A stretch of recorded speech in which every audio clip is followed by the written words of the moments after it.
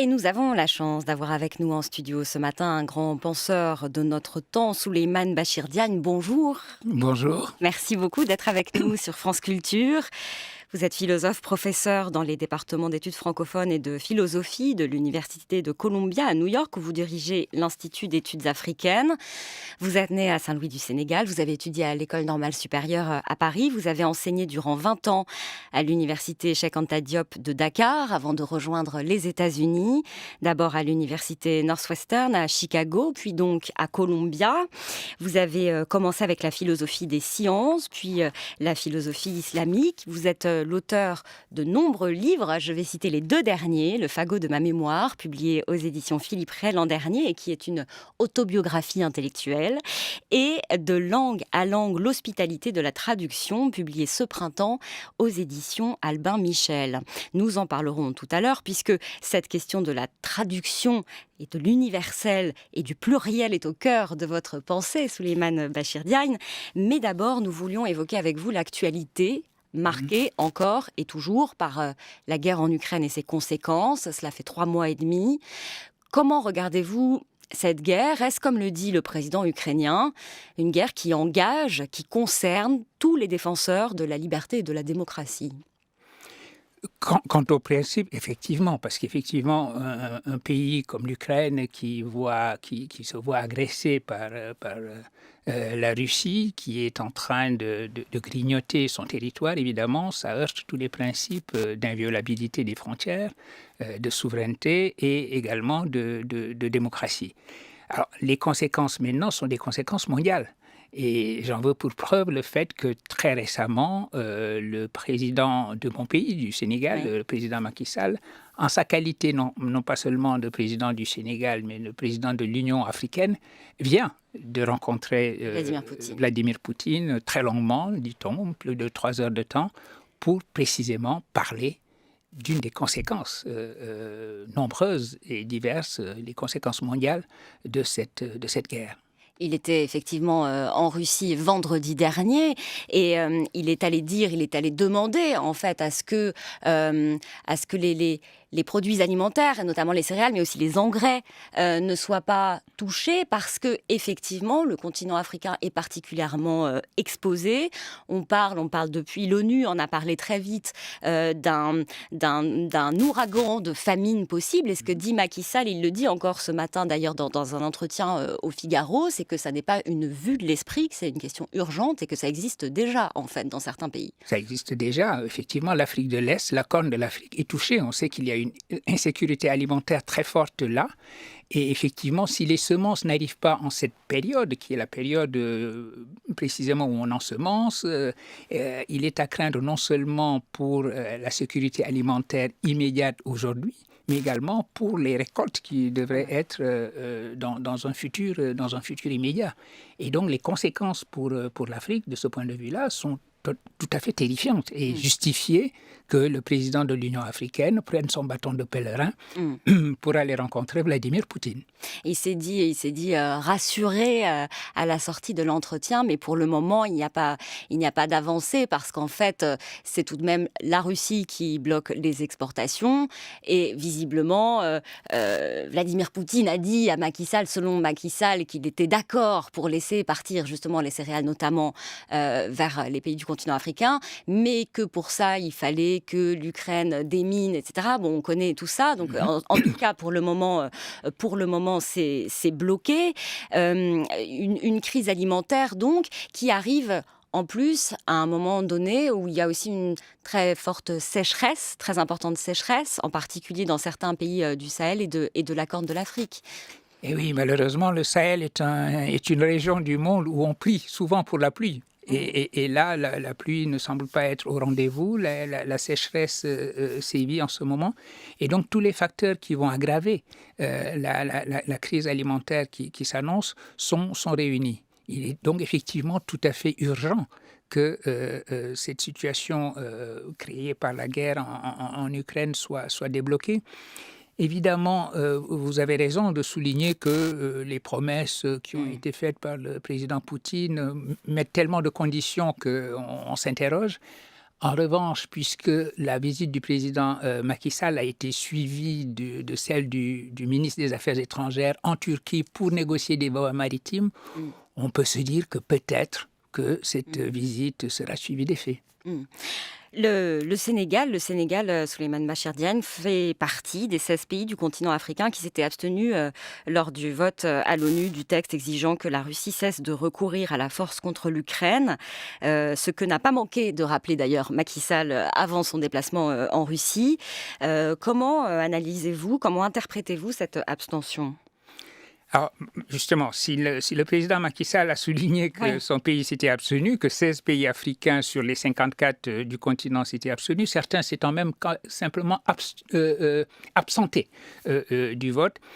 Alors, c'est une situation, si vous voulez, rétrospectivement, maintenant qu'il est allé rencontrer le président Poutine, on aurait pu se dire que si le Sénégal avait voté autrement, cette rencontre n'aurait pas eu lieu. Donc, on peut penser que ces pays, en adoptant une position de non-alignement, si vous voulez, ont préservé un pouvoir de négociation pour ce qui était de leurs intérêts à eux. Et n'ont pas simplement voulu faire nombre lorsqu'on a demandé de voter, faire nombre derrière les résolutions. Donc, le fait que l'indignation qui est réelle, qui a été exprimée aussi devant l'invasion de l'Ukraine, soit une composante essentielle de ce qu'a été la réaction. Et de ce point de vue-là, cette indignation s'est exprimée. Mais il y a une marge entre l'indignation elle-même et sa traduction diplomatique. C'est-à-dire que ces pays ont fait au fond comme les autres pays, c'est-à-dire qu'ils se sont interrogés sur leurs propres intérêts internationaux. Quand, par exemple, en Europe, on décide des sanctions, on s'arrange quand même pour moduler ces sanctions en essayant de sauvegarder les approvisionnements en pétrole, en gaz. En gaz surtout, oui. Et donc, tous les pays peuvent exprimer une indignation sur le plan des principes et ensuite, au moment de traduire cette indignation diplomatiquement, s'aviser qu'ils ont aussi des intérêts et des intérêts à sauvegarder. Oui, et ça d'ailleurs, ça aussi, Macky Sall le dit ce matin dans le Figaro, quand il dit, en fait, nous, on n'a pas les moyens de contourner le système SWIFT, par exemple. Et c'est ça qui pose problème, y compris pour les engrais, etc. Là où, effectivement, d'autres pays peuvent contourner ce système. Là, lui, il dit on n'a pas des banques assez solides, en fait, pour ça. Oui, malheureusement, il faut se souvenir de la parole fameuse de la Realpolitik disant que les nations ont des intérêts et que ces intérêts-là sont ceux qui se négocient sur le plan international. Mais enfin, il faut quand même aussi affirmer les principes. Et c'est essentiel.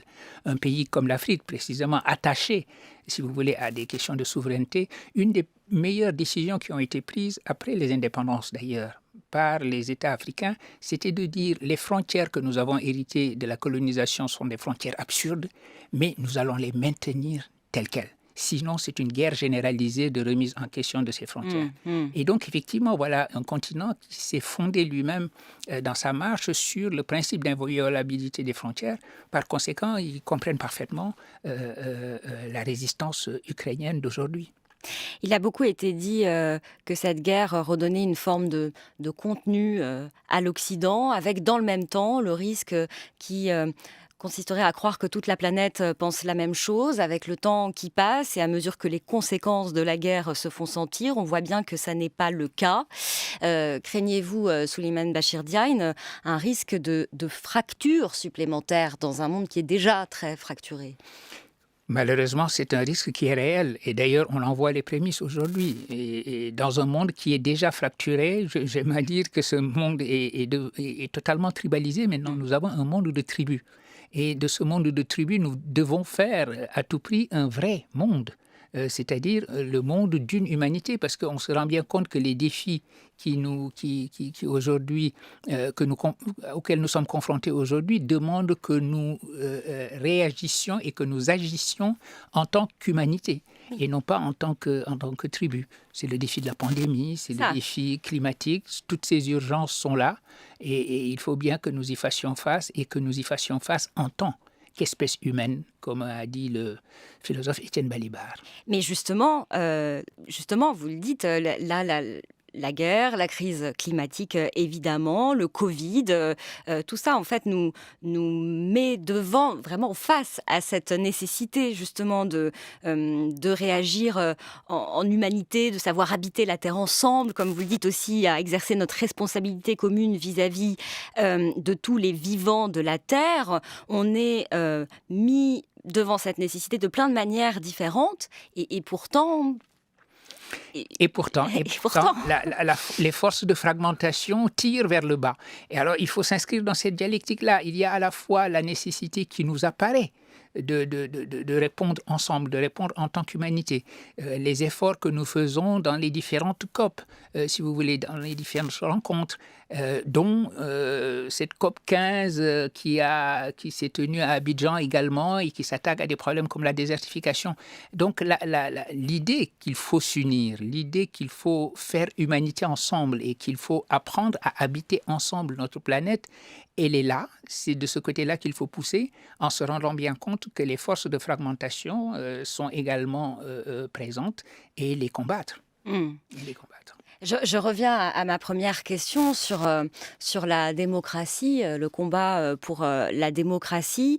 Je lisais dans une interview récemment, Souleymane Bachir Diagne, que vous parliez d'un affaissement du désir de démocratie à travers le monde, à vrai dire, Oui. parce qu'on le voit sur le continent africain avec encore récemment des coups d'État, on pense au Mali par exemple, mais on le voit aussi sur les autres continents, avec effectivement des régimes qui peuvent tirer du côté de l'autoritaire, et qui sont parfois imposés, mais qui sont aussi parfois suivis.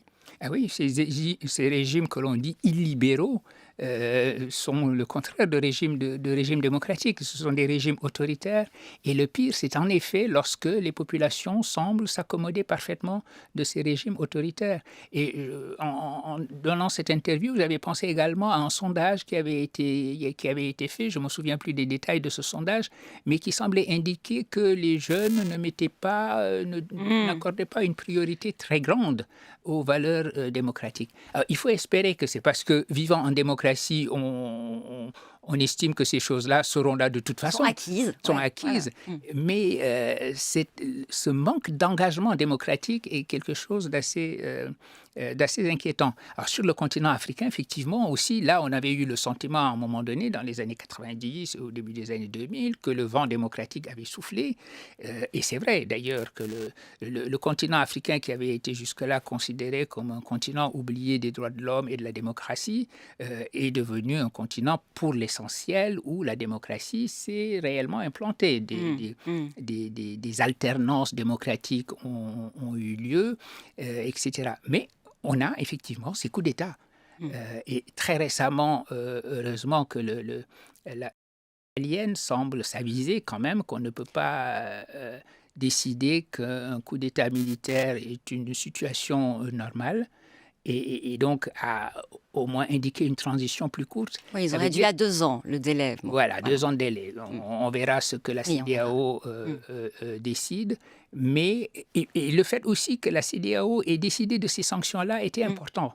Parce que voilà une organisation régionale qui dit qu'il faut un minimum de convergence démocratique. Ceux qui ont dit que la CEDEAO n'avait pas à infliger ces sanctions, évidemment, ces sanctions sont pénibles, non seulement pour le Mali lui-même, mais pour les autres pays de la CEDEAO. Je veux dire, le Mali et le Sénégal sont un seul et même pays, d'une certaine façon. Et l'idée que le Sénégal impose des sanctions au Mali est une idée insupportable.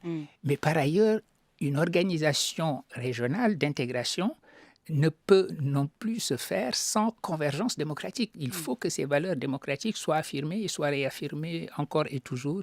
Et c'est la raison pour laquelle il faut se battre contre cet affaissement du sentiment démocratique. Et du désir de démocratie. Et du désir de démocratie. Nous parlions de Macky Sall en tant que président en exercice de l'Union africaine. Il faut préciser aussi quand même qu'actuellement, sur la scène intérieure, il est très contesté dans la perspective des élections législatives qui auront lieu au mois de juillet. Oui, alors effectivement, j'ai vu qu'il y a eu des manifestations très importantes au Sénégal, avec l'invalidation de partis de listes à la fois de l'opposition et d'ailleurs de la coalition au pouvoir aussi à l'heure actuelle. apparemment, avec toutes les difficultés techniques posées par l'exigence de parité homme-femme, qui Voilà. était une très bonne décision démocratique du président Wade, et puis aussi les questions de parrainage, apparemment, beaucoup de partis politiques et de coalitions se sont pris les pieds dans le tapis. Et donc, il faut espérer que ceci se règle au mieux, parce que un pays démocratique comme le Sénégal n'a pas besoin de ce genre de contestation. Nous sommes aussi ici donc en France à 3 jours d'un premier tour d'élections législatives. Nous parlions de désir de démocratie. On voit bien que finalement, même dans des démocraties solides comme est la France, on ne parle que de fatigue démocratique. Et oui, écoutez, les chiffres de l'abstention, je vous écoutais tout à l'heure en parler, sont quand même inquiétants. On a l'impression... Annoncé, après, voilà, on verra. Oui, Bon, on verra ce qu'il en est, mais même le fait que des électeurs expriment au début, au moment des sondages, que véritablement ces élections, il s'en passerait bien, cela est déjà inquiétant. Alors, s'il y a un sursaut à la fin et que finalement il y ait plus d'électeurs qui se présentent pour voter que ce qu'on attendait, c'est d'autant mieux. Mais encore une fois, de toute façon, les chiffres de l'abstention sont quand même importants, bien sûr. Ouais. Et aux États-Unis aussi, on a au pays où vous vivez, Souleymane Bachir Diagne, on a bien vu aussi à quel point la démocratie pouvait être fragile. On entendait ce matin encore les premières conclusions de la commission d'enquête sur ce qui s'est passé au Capitole en janvier 2021. Bon. Oui. Mais oui, alors le rapport qui est sorti dit, au fond, pour l'essentiel de ce qui s'est passé le 6 janvier au Capitole, que c'était une tentative de coup d'État. Voilà, c'est quand même ça, oui. Voilà, et on se rend compte de l'énormité de la chose lorsqu'à propos d'un pays comme les États-Unis, on prononce l'expression coup d'État. Et effectivement, ceci montre que la démocratie est aujourd'hui une valeur à défendre parce qu'elle est sur la défensive. Et comment on défend cette valeur ? Écoutez, en général, je crois que la bonne réponse à tout ce qui concerne les valeurs, c'est l'éducation. Et je peux comprendre que cette réponse peut avoir si vous voulez, de décourageant, parce que l'éducation, ça déroule ses effets sur le long terme. Mais une éducation à la démocratie est probablement la seule vraie réponse. Il y a des mesures à prendre dans l'immédiat, j'imagine, mais la vraie bonne réponse est celle-là. Une réadhésion populaire véritablement, un engagement démocratique réel et une sorte de réconciliation des institutions et des populations, parce que les populations ne croient pas aux institutions, à l'establishment, et apparemment ça donne une sorte de prime à tout ce qui se présente comme anti-établissement. Oui, c'est ça, parce que aux institutions et puis aussi aux personnes, en fait, aux personnes qui sont au pouvoir ou qui veulent l'être. Et oui. On a l'impression effectivement qu'il suffit d'être là, d'être au pouvoir pour être victime d'un dégagisme, pour prendre un mot à la mode, qui s'exprime sur tous les continents. L'éducation à la démocratie, comment fait-on ça, Souleymane Bachir Diagne ? Écoutez, l'éducation à la démocratie, d'une part l'école, et puis l'information, parce que et une information, si vous voulez, qui soit une information crédible, à laquelle les populations croient, parce qu'aujourd'hui, vous prenez les jeunes, quelle proportion des jeunes prennent leurs informations dans les réseaux sociaux ? Or, les réseaux sociaux ne sont pas faits précisément pour... Et ils amplifient ce phénomène de fatigue démocratique, si vous voulez, de scepticisme démocratique et de dégagisme dont je parlais tout à l'heure, ce scepticisme devant les institutions, devant l'establishment, etc. Et là, il faut bien se rendre compte que des mesures immédiates à prendre sont des mesures qui consistent à s'opposer à tout ce qui est fake news, qui est attaque frontale contre la démocratie, parce que les réseaux sociaux, ce n'est pas simplement des gens qui s'expriment spontanément, qui donnent leur avis, c'est également des gens qui travaillent à fabriquer des opinions. Les matins de France Culture en compagnie du philosophe Souleymane Bachir Diagne. Nous vous retrouvons dans 20 minutes après le billet politique et le journal que voici. Vous écoutez France Culture, il est 8 heures.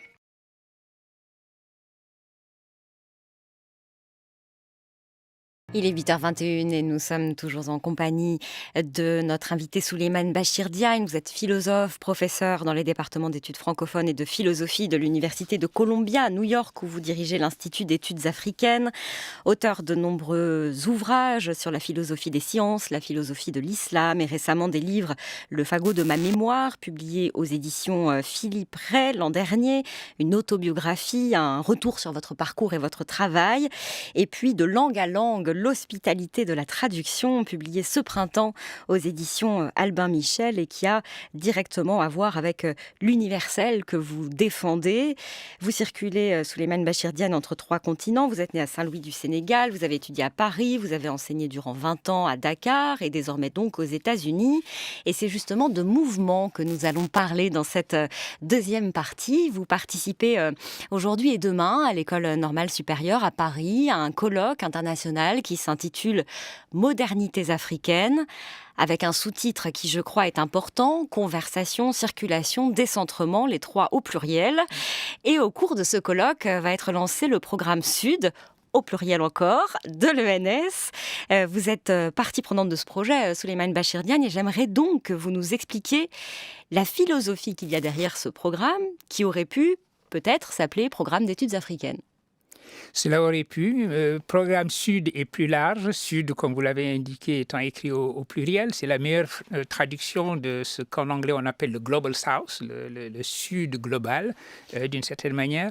Par conséquent, oui, les études africaines auront une place centrale dans ce programme Sud, dans cette volonté qu'a eu l'ENS sous la direction de son nouveau directeur Frédéric Worms, de s'ouvrir à des réflexions sur à de nouvelles compréhensions du monde. C'est un des aspects de ce programme Sud, qui soit une manière, poser un regard véritablement global sur le monde et multiplier les perspectives sur le monde.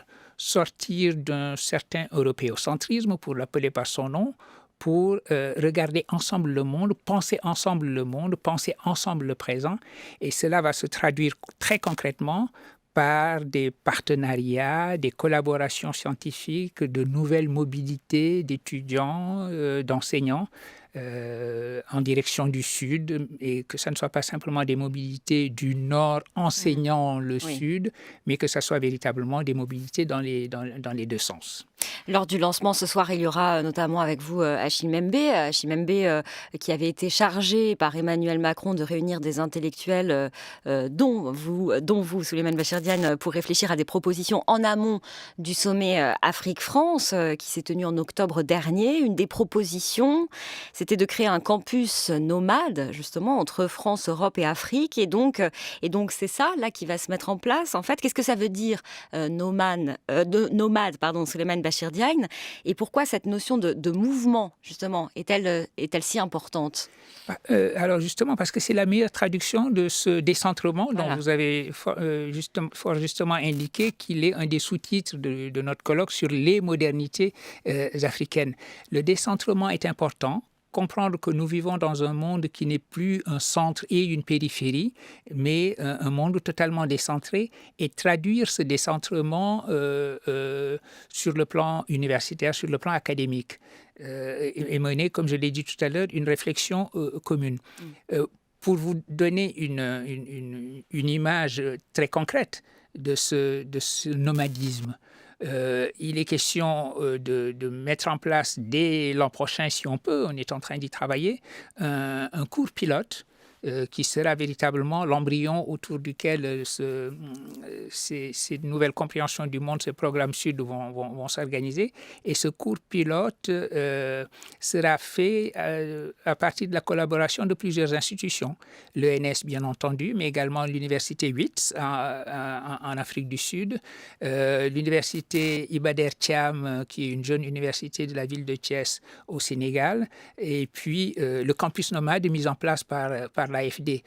Voilà un petit peu ce que signifie le nomadisme. Le nomadisme, le décentrement, la circulation, tous ces termes-là indiquent bien de quoi il s'agit de faire, donc de traduire sur le plan pédagogique et académique, sur le plan de la réflexion, cette nouvelle compréhension du monde comme un monde décentré qui est au cœur de la réflexion d'Achille Mbembe et des amis qu'il a invités à penser avec lui de nouvelles relations, une nouvelle manière de refonder la relation entre le continent européen en train de se constituer, une Europe en train de se constituer, et une Afrique, elle aussi, une Union africaine, elle aussi en train de se constituer. Oui, vous dites, dès qu'on pense qu'il y a un centre, on se trompe. Vous rappelez souvent, Souleymane Bachir Diagne, que le continent africain a longtemps été pensé par un centre autoproclamé qui aurait été l'Europe, que la vision portée sur l'Afrique a été longtemps déterminée par la vision de Hegel. Est-ce que vous pouvez nous expliquer cela et nous dire justement à quel point ça a contribué à façonner un regard et à laisser des traces profondes dans la manière dont on peut regarder encore ce continent et son rapport par exemple à la philosophie? Oui, alors justement, Hegel, de manière fameuse, il est souvent cité pour ses paroles qui ont été les siennes, a estimé que le continent africain, dans sa partie subsaharienne en plus, ce qu'il appelait l'Afrique proprement dite, parce qu'il détachait. Hegel, d'abord, effectue une véritable vivisection du continent africain en estimant qu'il fallait en détacher l'Égypte. La civilisation égyptienne était bien trop brillante pour lui pour appartenir à ce continent. En détacher aussi la partie nord, qui était selon lui, qui avait vocation selon lui à être rattaché à l'Europe, mais pas rattaché sur un pied d'égalité, rattaché comme colonie, et une colonisation dont il avait vu les prémices avec la conquête d'Alger par la France en 1830. Et puis ensuite, il y avait ce qu'il appelait l'Afrique proprement dite, qui était l'Afrique subsaharienne. Ce qui était d'ailleurs une manière d'envisager que le Sahara était un mur entre deux parties de l'Afrique, ce qui n'a jamais été. On oublie que le Sahara a été traversé de routes transsahariennes et que l'histoire intellectuelle du continent africain ne peut pas se comprendre sans comprendre qu'effectivement le Sahara était traversé de routes transsahariennes qui reliaient des villes comme la ville de Tombouctou au Mali à l'Andalousie, mais qui reliaient également d'autres centres intellectuels situés en Afrique subsaharienne à l'Égypte, à l'université d'Al-Azhar et puis au lieu saint de l'islam. Donc l'Afrique subsaharienne était déjà engagée dans une mondialisation islamique très ancienne.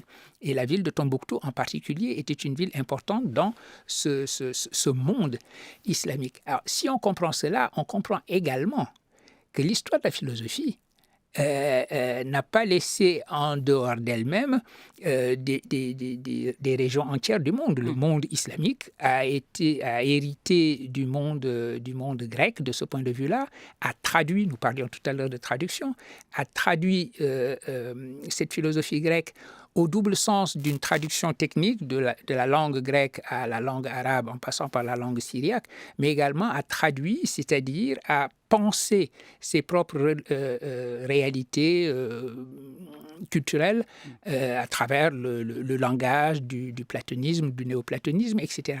Et de ce processus-là, l'Afrique n'était pas absente, puisque des centres comme Tombouctou, des centres comme Djenné, des centres comme la mosquée de Gabaro au Nigeria actuel, tous ces centres-là étaient aussi engagés dans le mouvement que je viens de décrire. Ce qui fait que, par exemple, la logique d'Aristote était enseignée en Afrique subsaharienne dans ses centres intellectuels bien avant que le premier Européen mette les pieds dans cette région-là. Et cela, il faut le savoir et il faut penser l'histoire de la philosophie d'une manière plurielle, de comprendre que la philosophie a parlé plusieurs langues et pas seulement le grec, l'allemand ou les langues indo-européennes et qu'elle a également parcouru plusieurs régions du monde.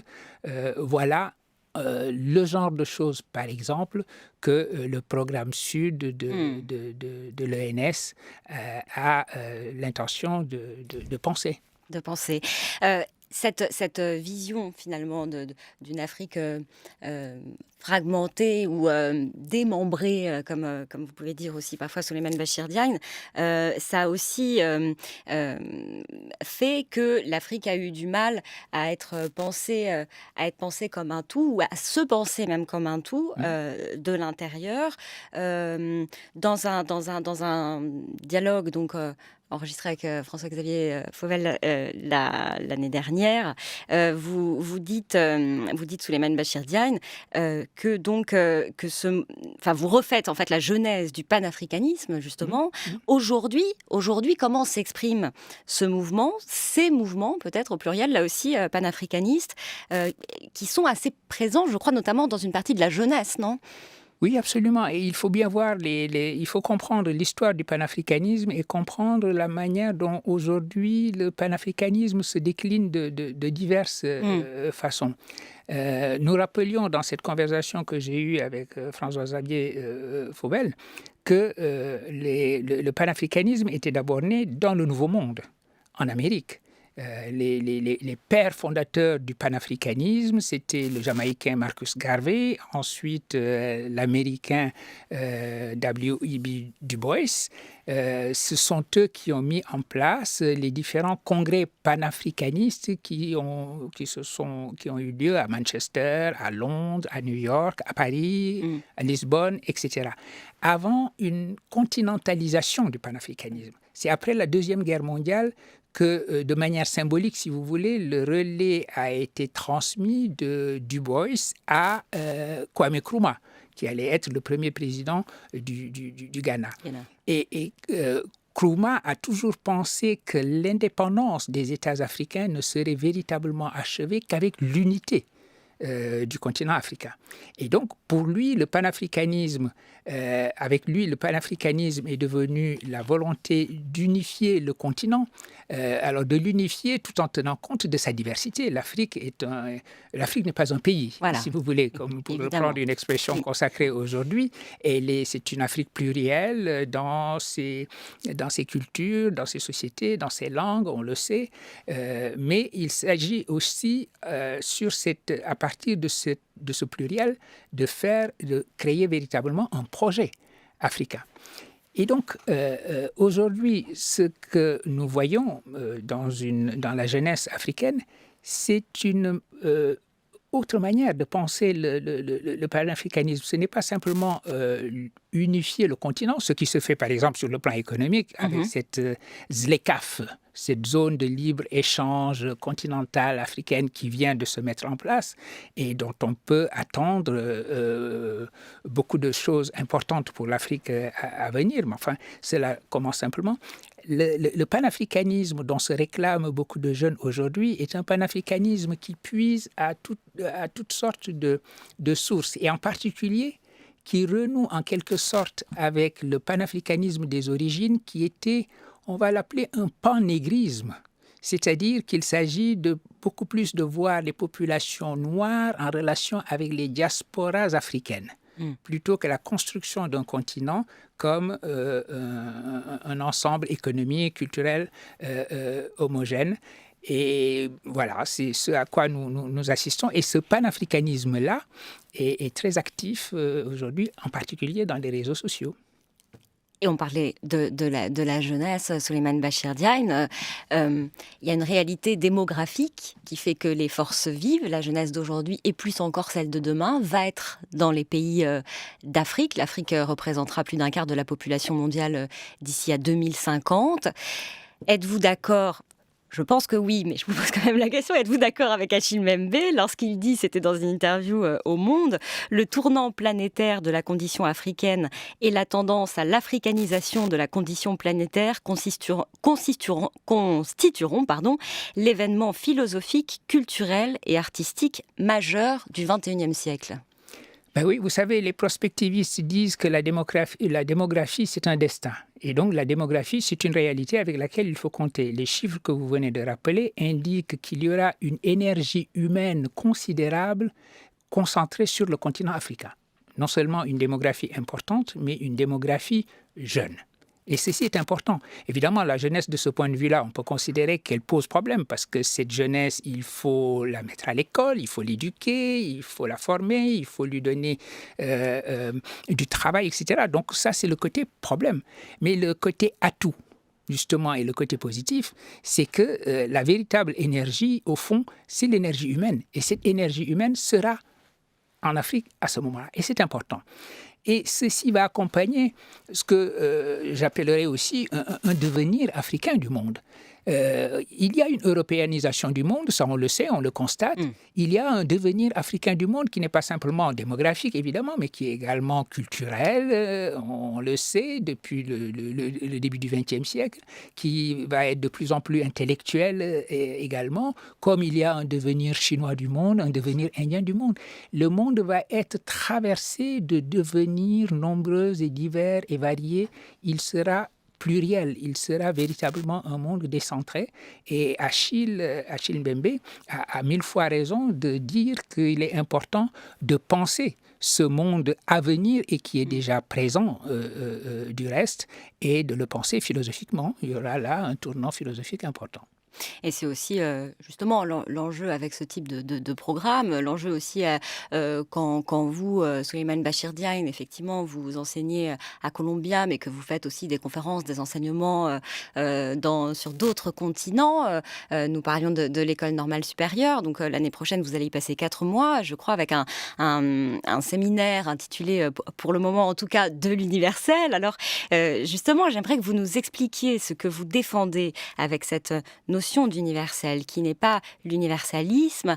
Et j'aimerais aussi que vous nous expliquiez en quoi cet universel n'est pas contradictoire avec une perspective décoloniale. Oui, alors, vous l'avez rappelé tout à l'heure, l'universel est très important pour moi. L'universel est à penser aujourd'hui, l'universel est à mettre en chantier. Nous le rappelions dans une première partie de notre conversation. Les défis qui sont les nôtres aujourd'hui commandent que nous nous projetions en tant qu'humanité sur un horizon d'universalité. Simplement, cet universel ne saurait plus être l'universel de surplomb d'une région du monde qui décrète a priori quel est le lieu même de l'universel et qu'elle confère l'universalité, et donc qui inviterait le reste du monde à s'aligner sur son universalisme supposé. Il s'agit de mettre en chantier un universel depuis le pluriel du monde. C'est l'expression que j'utilise toujours. Donc le pluriel du monde est premier, comprendre que le monde est premier, qu'il est bon qu'il en soit ainsi, et de dire qu'on ne peut pas non plus simplement laisser une sorte de pluralité chaotique qui serait le règne du relativisme généralisé, où chaque culture ne se justifierait que dans son contexte propre. Cela reviendrait à avoir des humanités juxtaposées et non pas une humanité. Et l'humanité serait une simple addition zoologique d'humanités séparées. Et donc cet universel-là, il faut le mettre en chantier, il faut pouvoir le penser, et c'est précisément ce que nous essayons de faire avec ce programme Sud à l'ENS, et le cours le séminaire auquel j'ai donné à titre provisoire ce titre-là s'emploiera à penser avec les étudiants qui viendraient suivre mes enseignements, s'emploiera donc à penser cela. Et pour moi, c'est une certaine façon de revenir à la maison, à la matière, comme vous l'avez souligné. Oui. J'étais entré dans une ENS qui était une ENS tout à fait classique, centre intellectuel français, et au moment où je suis plus proche de ma retraite que du début de ma carrière, revenir dans cette ENS pour parler du pluriel du monde précisément, et de l'orientation de ce pluriel du monde vers un horizon d'universalité, c'est une manière de boucler la boucle qui m'émeut. Je vais même utiliser un mot comme celui-là, qui m'émeut beaucoup. C'est aussi cette pensée-là, Souleymane Bachir Diagne, ce que l'on retrouve dans votre dernier livre, De langue à langue, l'hospitalité de la traduction. Est-ce que vous pouvez justement nous expliquer de quelle manière la traduction s'inscrit, illustre même, d'une certaine façon, cette pensée que vous venez de nous exposer. Oui, je crois que la traduction en est la meilleure illustration. Je reviens à la formule que j'ai employée, se projeter vers l'universel depuis le pluriel du monde. C'est d'une certaine manière faire se rencontrer nos différences qui sont inscrites dans les langues que nous parlons. Dire que le monde est pluriel, c'est dire que le monde, les humains parlent des langues différentes, qui sont autant de perspectives sur le monde. Une langue, ce n'est pas simplement un ensemble de mots, c'est également une manière de voir le monde. C'est un visage unique donné de l'aventure humaine, de la réalité, de la condition humaine. Et qu'est-ce qui fait que ces langues-là se rencontrent, se parlent et se projettent ensemble vers un horizon d'universalité? C'est qu'elles se traduisent. Donc la traduction, ainsi que je la comprends, ainsi que j'essaie de l'explorer dans cet ouvrage, est la manière de constituer, après le Babel de la dispersion et de la confusion des langues, une forme d'unité, une langue des langues. Et je cite à ce propos-là deux formules. L'une d'Umberto Eco, qui a de manière fameuse dit que la langue de l'Europe, c'était la traduction, et je la complète par une formule qui, celle-là, est du Kenyan, de l'écrivain penseur kenyan Ngugi wa Thiong'o, qui dit « la langue des langues, c'est la traduction ». Voilà, par exemple, dans le cas de Ngugi, quelqu'un qui a décidé d'écrire dans sa langue maternelle, dans sa langue première, dirons-nous, qui est le Kikuyu, mais en même temps en disant que exalter ainsi sa langue, en faire une langue de création, de science, ce n'est pas s'enfermer dans une identité, c'est au contraire viser à partir de sa singularité et de cette identité-là, viser un horizon d'universalité qui nous est donné par l'ouverture de la traduction. Et donc, j'emprunte à Leila Dahli l'expression la traduction est un humanisme, entendu au sens d'une manière d'aller au-delà des tribus pour faire humanité ensemble, selon une expression que j'aime utiliser également. Oui, parce que la tribu, c'est ce qu'on appelle, on en parlait en première partie, quand on dit monde fragmenté, vous dites tribu, en fait, mais oui. On parle de la même chose, c'est le repli, en fait. Mais oui, c'est le repli, et une conception tribale, justement, c'est une conception qui capture tout et qui empêche l'universel. Une division en tribus, c'est le fait de considérer, par exemple, que est vrai ce que ma tribu croit. Et on le voit en politique, l'idée de faits alternatifs. Prenez une expression aussi absurde, parce qu'elle est totalement oxymorique, elle est totalement contradictoire. Mais de faits alternatifs, ça veut dire qu'il y aurait des faits que j'accepte parce que je suis républicain contre des faits qui sont les faits des démocrates. Voilà une conception tribale même de la vérité. On a l'impression que même des valeurs universelles comme les faits, les simples faits, sont capturées par une manière tribale de voir les choses.